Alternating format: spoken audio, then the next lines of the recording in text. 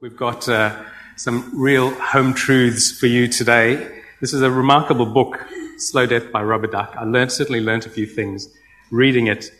The pollution in our everyday lives is a lot more insidious than we might have thought. And our two authors today are going to explain some of the concepts behind their research. Rick Smith and Bruce Lourie are going to speak to us just for a few minutes, and then we'll open the discussion up to some questions. Rick's going to go first. Thank you very much. It's a great pleasure to be here. Maybe I'll start just by explaining where the book came from. The narrative throughout it is really about the self-experimentation that Bruce and I performed on ourselves, much to our wives' chagrin. But the book really is more than a book. It was really an adult science fair project, kind of a supersize me of the toxic world. We both work in this area. We both done a lot of research on pollution. I work for an environmental charity in Canada called Environmental Defense. Pollution and the prevention of pollution and the engagement of the public in preventing pollution is really a big part of what we do. And Bruce and I were chatting one day about really how to render the pollution issue into a gut level concern. So rather than a kind of abstract, arcane discussion of chemicals with complicated sounding names that are floating around out there in the air, outside of our homes, we had this idea of writing the book as a way to directly engage people in the question of pollution and how to prevent it and how to protect our children. So what we did for the book is we chose 7 chemicals, one for every day of the week, just because that seemed symmetrical, completely arbitrary, but symmetrical. We deliberately chose chemicals from different parts of your average person's day. So chemicals that your average Canadian or American or Australian would encounter in their kitchens, chemicals that you'd encounter in your bathroom, chemicals you'd encounter sitting on your sofa, watching the news. SBS on a weeknight, maybe eating microwavable popcorn. Chemicals you'd encounter in your car on the way to work, chemicals that might be in the workplace, in your computer. So we chose different kinds of chemicals, and then we consulted the world's experts on the various chemicals to help us design a variety of experiments. Does anybody have an antibacterial hand sanitizer in your purse or your bag? You used to?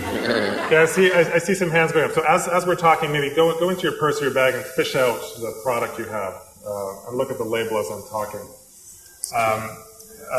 One of the chemicals we looked at is Triclosan, which is found in some antibacterial products. It's actually a registered pesticide. It's been linked to thyroid problems. Some genius in the last 10 years thought it'd be a great thing to put in toothpaste and soap. Because, of course, what else are we going to do with a registered pesticide but put it in toothpaste? So again, the experiment for Triclosan consisted of going to the grocery store, buying a half dozen products with this chemical, using them normally over a 2-day period. And my levels of Triclosan increased by 2,900 times in a 2-day period. And I think one of the reasons we did this experiment as well was you'll often hear from the chemical industry that, well, sure, we've got these toxic chemicals in products, but they stay in the products. They don't actually come out of the products in your food or in your body, or they're not off-gassing in your home. And the experiments we did demonstrated quite clearly that that's not the case, that in fact the chemicals that are in the products ultimately get into your own body, they get into your blood, and they cause health effects. So the argument now that the chemical industry says, well, sure, those chemicals may get into your body, but the amounts are so small, they'll never cause any harm. And so in addition to doing the tests that Rick describes, the experiments that we did, we also did extensive research on the current state of medical and health research on these various chemicals. And remarkably now, there are very strong links between the pervasive use of these toxic chemicals and a wide range of health problems. So virtually all of the chemicals we looked at, of the 7 chemicals, are called endocrine disrupting chemicals, or sometimes they're called hormone mimicking chemicals. And so what happens is that very small amounts of these chemicals introduced in a body when it's developing, so in the fetus or in young children, mimic hormones. So your body is confused. It thinks that bisphenol A, for example, the chemical that's in plastics, hard plastic baby bottles and microwavable containers, is released in small amounts out of this plastic. Your body thinks that it's estrogen, and estrogen, of course, causes, as a hormone, causes our body to develop, very directly as triggering, various, developments in our bodies. And too much estrogen, of course, is linked to breast cancer.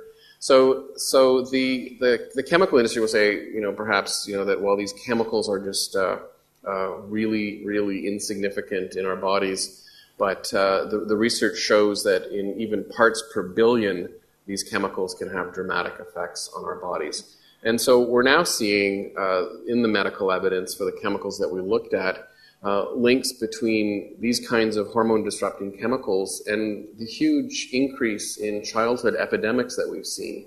Things like asthma, attention deficit disorder, autism, obesity, childhood diabetes.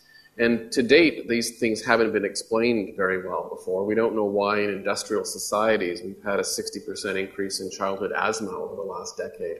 And now it's starting to be shown that it's this pervasive use of toxic chemicals. Or take mercury, for example. Rick described my tuna eating experiment over a few days. I happen to love eating fish. It's great being in Australia for that reason. And eating fish is really important. People should eat fish. But you just have to be careful about which fish that you're eating. And tuna and other large ocean predator fish, shark and marlin and swordfish and kingfish, have very high levels of mercury. So even though I know that my mercury levels are a little above average because I eat a lot of fish, I was still in this 48-hour period able to triple my mercury levels to the point where it was well above what the Environmental Protection Agency considers to be safe. And so the evidence now is so strong on the effects of these chemicals and mercury, for example, that any woman who is pregnant or thinking of becoming pregnant is told to not eat any tuna at all. And for adults, you really shouldn't be eating tuna more than one meal a week. And I just did an ABC radio interview a few moments before coming here, and the woman that interviewed me said that she has a tuna salad every day of the week. That's what she eats. And we finished off, she thought she's not going to do that anymore. I said, that's a very good idea. So the health effects are real, they're serious. It's still hard to actually draw some of the links that, for example, governments want to see. Like, they like to see real hard evidence and, people, dropping dead on the streets before they start regulating these things. But these are complicated chemicals with effects that are more subtle. And so our regulatory systems don't really deal with them very well. So I'm going to end in a second here, but we start off the book saying it's a hopeful book. And we'll talk a lot, hopefully, today about some of the things that you can do. But in the same way that we saw these dramatic increases in the chemicals in our bodies over this short period of time, we know that if you don't use these products, if you're careful about what you buy and what you use, you can actually reduce the amount of toxic chemicals in your body dramatically. And through the book, we have a lot of examples of how to do that, things that you can do, resources that you can search on the internet that explain in great detail different products and what's in them. So I think I'll just end it with that and hope to have a conversation with everybody. Okay, well, we're going to take some questions a little later, but maybe just to embroider a little bit on what you said earlier, Bruce, going back to basics, I'm sure a lot of people here haven't even heard of phthalates before. I certainly hadn't before I read your book. So just explain to us, what are phthalates, what is BPA, what is PFC, and how do they fit into our everyday lives? Sure, they're all... Do you want to bring out our shopping? Do you want to grab some of those things? We actually, I'm sure every author does this at the Sydney Writers Festival, sure. but we actually went to the Walsh Bay grocery store, which is right across the road, and brought props for our discussion this afternoon. So they're expensive props. Yeah. Well, as you're bringing them out, let's look at them one by one. Well, first of all, I'll just say, to answer your question, generally, the chemicals that you just referred to, so bisphenol A, phthalates, perfluorinated compounds, otherwise known as Teflon, these are all synthetic chemicals, most of them developed either during World War II or post-World War II. Teflon, for example, the first application was in the nuclear bomb, so that's always a little bit of a warning sign there. So it wouldn't stick? You don't want to know. So this is lined with, I guess it's not an actual, like Teflon is a brand name, it's a DuPont brand name, so this one's not Teflon, it just says non-stick. So all non-stick pans, though, have the same chemical. They're called perfluorinated compounds. And if I put this frying pan on a stove, turned it up to high, and left it on for about 10 minutes, if there was a pet bird in the house, it would be dead within about 10 minutes. And that's because the gases that come off the pan actually destroy the lungs of birds. So there's a reason why coal miners put canaries in coal mines, is because literally they've got very sensitive lungs. So these things, if they heat up too high, and now you'll see, in fact, on the better manufacturers, they'll always say, don't turn it on to high. They'll warn you. And DuPont, in fact, even now in their little guidebooks has a thing about, don't cook with a bird. So something like that. Like a pirate on your shoulder. Yeah, that's right. That's right. Well, they made me take the line out of the book. I said, if you want to kill and cook your bird all in one, you can just use one of these pans. So that's Teflon. We talk about the town in West Virginia where DuPont manufactures all of North America's Teflon, and the people in town just won a $300 million lawsuit against DuPont for poisoning their water. So it's a pretty nasty chemical. I'm hoping that by 2014 or 2015 they'll have to stop using it. And bisphenol A in plastic carbonate baby bottles. So these are any hard plastic that you see. Those sports drinking bottles as well. It's called polycarbonate plastic, but it's made with bisphenol A resin. We can talk about maybe some of the health. Do you want to talk more about the health issues with bisphenol A? So I think it's interesting in Australia. I mean, the Australian government until now has refused to do anything about BPA in children's baby bottles or the like. Canada's now banned bottles like this. You can't buy bottles like this in Canada and an increasing number of U.S. states. What happens is that the chemicals from these bottles leak into the formula, and then the baby ingests those chemicals. BPA has been linked to various kinds of cancer, liver and heart problems. To give you an idea of how readily these chemicals are absorbed, for the experiment in the book, I've got two little boys, ages 3 and 6, and with my eldest son, my wife and I didn't know any better, so we fed him using one of these BPA baby bottles. So I went into our basement and I rummaged around in the dusty corner of our basement, and I actually got one of my son's old baby bottles. And for 2 days, I drank out of his baby bottle. And I always hasten to add here that I took the nipple off first.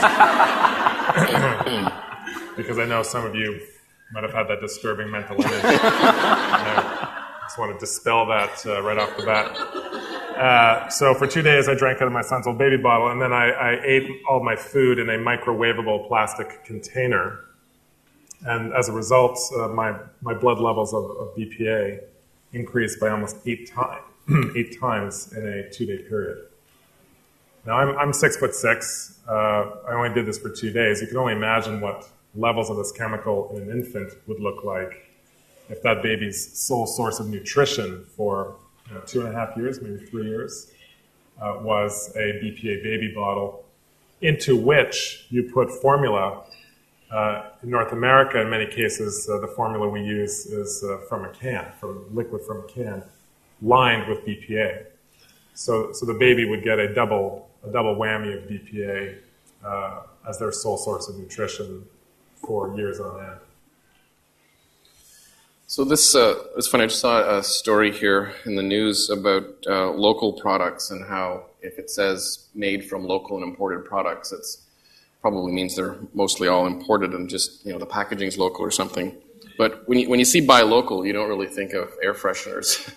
Anyway, this one says made from local and imported components in China. So this stuff's really nasty, and I've never quite figured out why people want to buy it. But it's an air freshener, and this has the chemical phthalates in it. So phthalates are the chemical that's in rubber ducks, makes them soft and rubbery. It's also a chemical that has this unusual property of carrying fragrance. And it's almost it's kind of like the MSG of personal care products because it enhances the fragrance. And what you're saying, like up to 50 or 40%, 50% by weight. By weight of this bottle is the chemical phthalates.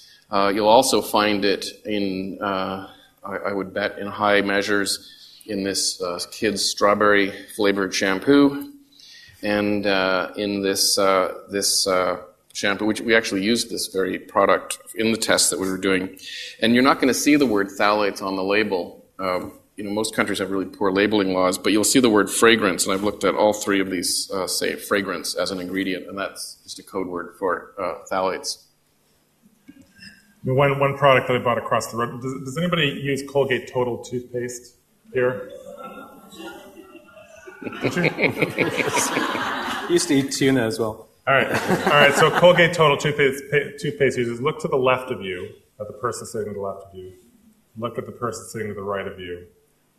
And I guarantee you that your triclosan levels are 50 to 100% higher than the person sitting next to you. This is the only brand, this is the main brand of toothpaste that contains the triclosan. Again, a registered pesticide linked to thyroid problems.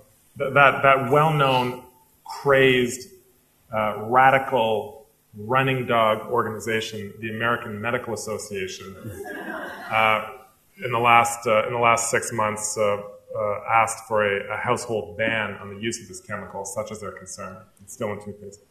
This is the toothpaste that we use for the experiment, and this is the main reason that my triclosan levels increased by almost 3,000 times in a 2-day period. I forget. Did we talk about tuna already? Anyway, here's a can of tuna. It looks like a really yummy one, though. And I'll let you talk about the roast meat. I don't know what the heck that's. Yeah, we don't have. It just looks so bad. We don't have this band in Canada. I was sort of fascinated by this, but anyway, just to make the point that virtually every food can in your cupboard will be lined with BPA. So the main source of exposure for adults in terms of bisphenol A is from tin cans. And the canning industry to date has been very resistant to reformulating their packaging and to getting rid of this hormone-disrupting chemical. So if we are, as we are, surrounded by plastic in our everyday life, is there any safe plastic? Does it all fall into that category? No, there are some plastics that are safer than others. I do think there are some applications where we need to move away from plastic entirely. Certainly my wife and I, with our second son, we've used glass baby bottles because glass is inert. There's no leaking of any chemicals from glass.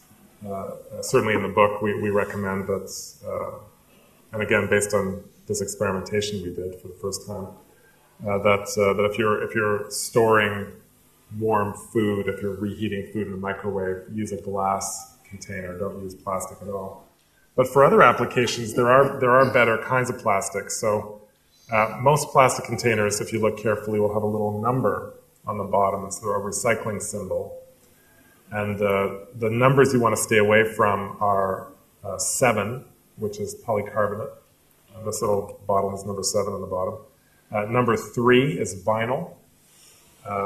Vinyl is a very nasty plastic, often has heavy metals in it, amongst other things. Rubber ducks are now made out of vinyl, which would make them vinyl ducks, which doesn't sound as good, vinyl ducks. But sometime in the 1970s, rubber ducks stopped being made out of rubber. Other kinds of plastic are not so bad. Polypropylene, polyethylene, high and low density polyethylene, which was numbers 4 and 5. So there are some plastics for which there's little evidence still of harmful chemicals leaching out of them. I guess the problem is that it really looks very clean and hygienic, doesn't it? I mean, and in fact, in the book you talk about pollution in previous generations where you could see a river that was polluted, where it would be so polluted that you set it on fire and you couldn't put the fire out because of all the contaminants in the river. Isn't part of the problem with public perception is that you can't see the damage being done and that it looks quite healthy and clean? Yeah, that's a big part of it. It's a combination of not being able to see it. As I said, it's harder to measure because they're in such low quantities. It's also harder to see immediate health effects. For the first time, we're seeing chemicals that not only may take years to show some kind of health problem for the formation of cancer later in life, things like Parkinson's or Alzheimer's that may be connected to these chemicals. We're also seeing multi-generational effects. So a mother that is exposed and a child that later has a health problem. These are like almost impossible to capture in our current regulatory system or understanding of things. So when we developed regulations mostly in the early 1970s around the environment, they were basically to keep soot from coal plants and big very toxic chemicals coming out of pipes going into waterways. It was never contemplated that we would have these kinds of subtle hormone disrupting chemicals in everyday products. So we actually don't even have the mechanisms. We don't have the regulatory systems or the safety systems. So we look at 7 chemicals in the book. There are over 80,000 chemicals in commerce. Less than 5% of them have ever been tested for safety on humans. And the testing that we have, it really isn't well suited to these things. And even more troublesome is there has been no testing of the combination of these chemicals. So whenever they do safety tests, it's always one chemical being tested for many, many years. The fact that we've got 80,000 chemicals, we just have no idea what the cumulative effects of those chemicals are. A colleague of mine who's a mother of small children said to me just the other day, in fact, while I was reading the book, I was telling her about it. And she said she was just horrified of things like going into a church and sticking your finger into the fount of holy water and sharing the same cup at communion and so on. And it occurred to me that the reason why people manufacture these things is because people like that mother want them. It's the demand that is driving that process. Yeah, fear. That's all of it's fear. Are you pointing at me because I'm Catholic? So I know about the holy water? Is that yeah, exactly, yeah. It's true. And they sprinkle it on you in Catholic churches, right? Yeah, I think that's true. I mean, some of these chemicals have been put in products for a real purpose, right? And some products, we should add here, for instance, with antibacterial products, it's not like we're saying that there is no use for antibacterial chemicals, hand sanitizers, for instance. In fact, with hand sanitizers in particular, there's a couple of different kinds of products out there. There are some hand sanitizers that are based on alcohol, especially the ones that kind of wick off your hands very, very quickly. And there's very little evidence that those cause any harm. It's the antibacterial products that are based on this Triclosan chemical that are of concern, and that we should get rid of as soon as possible. But some of these chemicals, it's true, are quite useful in some respects. But there are others that, if they disappear from products tomorrow, nobody would know the difference. I mean, it's very possible. For instance, I mean, this is a body spray specifically marketed at teenagers. I think teenage boys.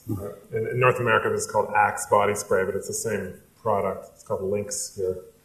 And in North America, anyway, we have these commercials, these over-the-top commercials aimed at teenagers to convince them that they smell bad and they should something to do, and then they should stink up the hallways of their schools with the body spray.